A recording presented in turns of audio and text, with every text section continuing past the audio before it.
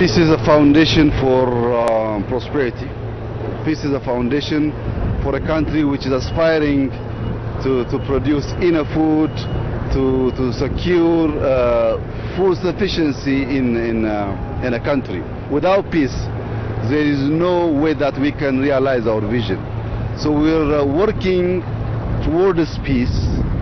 We are trying to convince TPLF to respect the law of the land, to respect the constitution, and to act as one state in Ethiopia.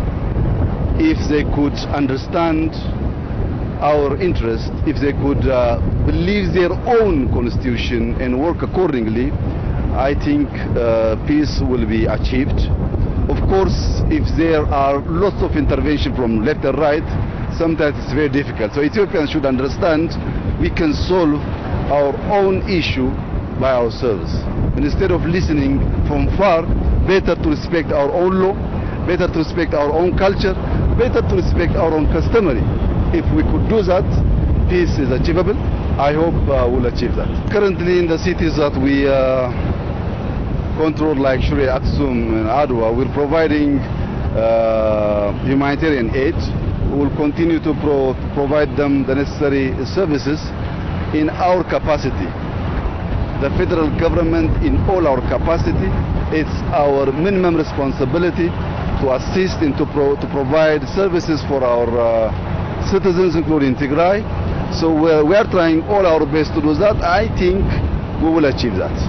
It's thought to be the deadliest war being waged in the world today, but it's taking place far from the international gaze.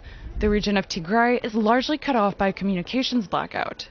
In South Africa, where the talks are taking place, the African Union is now attempting to broker a peace deal. South Africa wishes the facilitation team well and hopes the talks will proceed constructively and result in a successful outcome that leads to lasting peace for all the people of our dear sister country, Ethiopia. Several prominent African politicians, including former Kenyan President Uhuru Kenyatta, are facilitating the talks. Washington is also involved. On Sunday, U.S. Special Envoy Mike Hammer picked up the Tigray delegation in a U.S. military aircraft. Cessation of hostilities. Despite the arduous task ahead, some analysts are hopeful. It is important in part because the mediators have managed to get both parties to a negotiating table. To the extent that they've been able to get to that agreement is important, and it's likely then that we may perhaps see a ceasefire in the coming days. The talks come amid reports of significant gains over the past week by Ethiopian forces and their allies.